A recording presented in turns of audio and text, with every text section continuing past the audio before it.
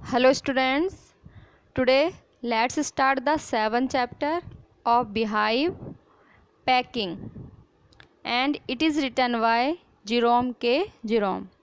Packing means किसी सामान को बांधना।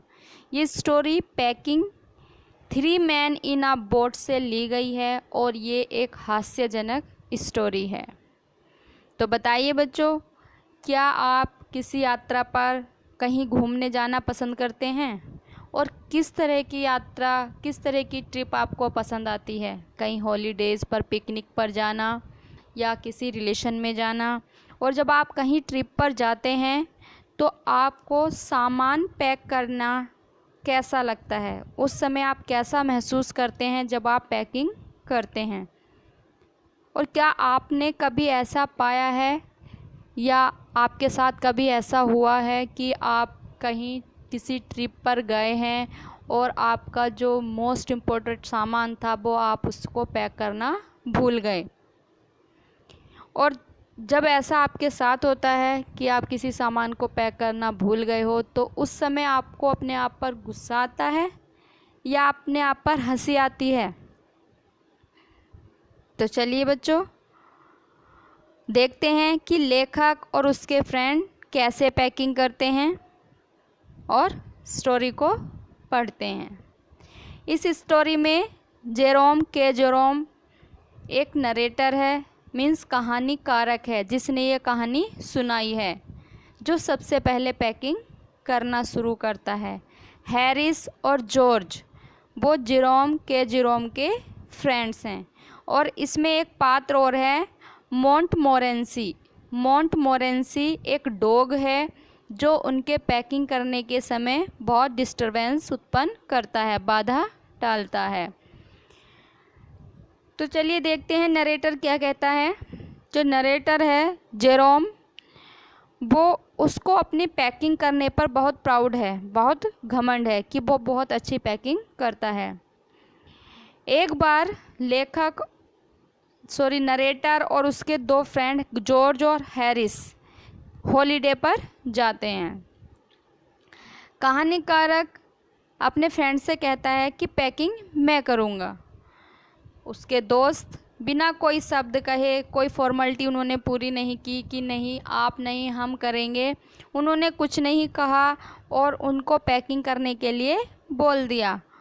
इस तरीके से लेखक को जो है बहुत इरिटेशन हुई, बहुत चिड़चिड़ाहट मची कि इन्होंने एक बार भी फॉर्मेलिटी के लिए ये नहीं कहा कि नहीं हम पैकिंग कर लेंगे, आप रहने दो। तबकि नरेटर ने कहा ही इसलिए था कि वो केवल ये देखना चाहता था कि पैकिंग हैरिस और जॉर्ज करें, केवल मैं उनको गाइड करूं, कि उन्हें ये बताऊं कि पैकिंग ऐसे नहीं ऐसी करनी है, ये सामान ऐसे नहीं ऐसे रखना है। लेकिन उसके फ्रेंड्स ने कुछ नहीं कहा और नरेटर ने पैकिंग करना शुरू कर दिया और जॉर्ज और हैरिस सोफे पर बैठकर रेस्ट करने लगे और उन्होंने अपना सिगार सुलगा लिया। उस समय नरेटर ने कहा कि जब मैं काम करता रहता हूँ और कुछ लोग निठल्ले बैठे रहते हैं तो उन्हें देख करके बहुत गुस्सा आता है, जैसे कि जॉर्ज और हैरिस ने किया। नरेटर ने पूरी पैकिंग कर ली और बैग की चेन लगा दी और उसको खींच करके बांध दिया। जैसे ही नरेटर ने बैग बांधा तभी हैरिस ने उसे याद दिलाया कि क्या आपने इसके अंदर जूते पैक कर दिए हैं? अब नरेटर को इस बात पर बहुत गुस्सा आया कि जब मैं पैकिंग कर रहा था उस समय हैरिस ने एक बार भी ध्यान नहीं दिलाया कि इसमें बूट पैक करने हैं या नहीं, पैक हुए हैं या नहीं। नरेटर को बैग को फिर खोलना पड़ा और उसे देखना पड़ा कि बैग में बूट नहीं थे। फिर उसने दोबारा से उसमें बूट रखे और बैग को बंद कर दिया।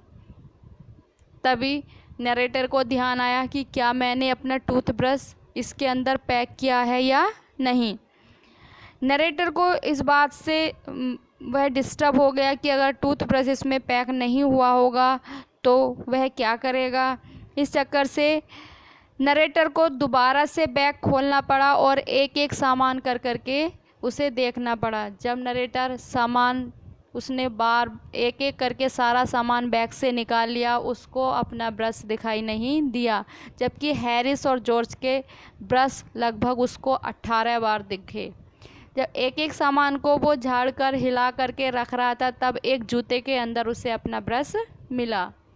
नरेटर ने फिर दोबारा से सारा सामान बैग के अंदर रखा और उसको पैक कर दिया। तभी जॉर्ज ने नरेटर से पूछा कि क्या आपने इसके अंदर सोप रखा है, साबुन रखा है या नहीं। नरेटर को इस बात पर बहुत गुस्सा आया कि जब मैं पैकिंग कर रहा था तो कुछ याद नहीं दिलाया, और अब मैंने पैक कर दिया तो मुझसे कह रहा कि साबुन इसके अंदर है या नहीं। नरेटर ने गुस्से में कहा कि मुझे कोई फ़र्क नहीं पड़ता कि बैग के अंदर साबुन है या नहीं। नरेटर ने बैग को कस करके बंद कर दिया और उसके ऊपर स्ट्रिप बांध दी। अब जॉर्ज और हैरिस का नंबर था पैकिंग करने का, क्योंकि खाने का सामान पैक करने से रह गया था। जॉर्ज और हैरिस ने कहा कि अब हमारा नंबर है पैकिंग का। नरेटर ने कहा ठीक है। अब नरेटर बैठ जाता है और जॉर्ज और हैरिस पैकिंग करना शुरू कर देते हैं। पहले उन्होंने पैकिंग करने के लिए एक कप तोड़ दिया। हैरिस ने स्ट्रॉबेरी को टमाटर के ऊपर रख दिया और जिससे टमाटर कुचल गए, और बाद में उन्होंने फिर टमाटर का जो कुचला गया था उसको एक स्पून से हटाया। अब जॉर्ज का नंबर था पैकिंग करने का। जॉर्ज ने बटर को गिरा दिया और फिर उसने उस बटर को एक स्लीपर पे रख दिया। उसके बाद उसने उसको वहाँ से उठाया और एक चेयर पर रख दिया, और उस चेयर पर फिर हैरिस बैठ गया और वह बटर हैरिस के पीछे चिपक गया। फिर उन्होंने बटर को ढूंढने के लिए सारा रूम इधर उधर ढूंढा, लेकिन उन्हें बटर नहीं मिला। फिर कुछ देर बाद जॉर्ज ने देखा कि बटर हैरिस के पीछे चिपका हुआ है। उसके बाद उन्होंने कचौड़ियों को सबसे नीचे रख दिया और उसके ऊपर भारी सामान रख दिया, जिससे सारी कचौड़ी स्माश्ड हो गई, कुचल गई, बेकार हो गई। उसी समय उनके पैकिंग करते समय मोंटमोरेंसी यानी उनका जो डॉग था वो वहाँ पर आ गया और उसने वहाँ पर डिस्टर्बेंस करना शुरू कर दिया।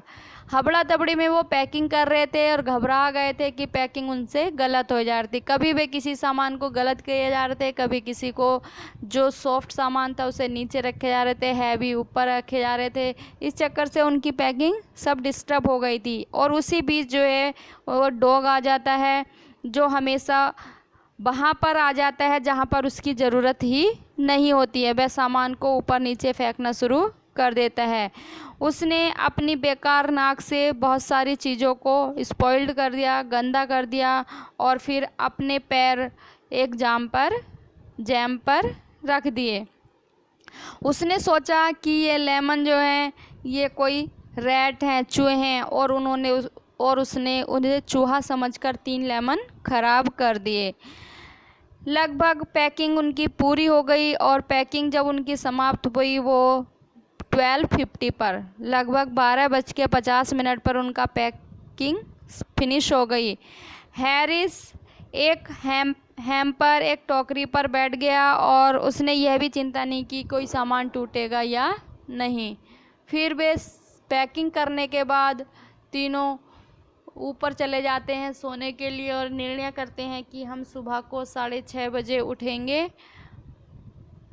बाहर जाने के लिए, और तीनों फिर सो जाते हैं। तो इस तरीके से उन तीनों फ्रेंड्स ने पैकिंग की और कितनी गड़बड़ी की। इस तरह से पैकिंग जो स्टोरी है एक हास्यजनक स्टोरी बन गई है। Okay student, thank you, take care.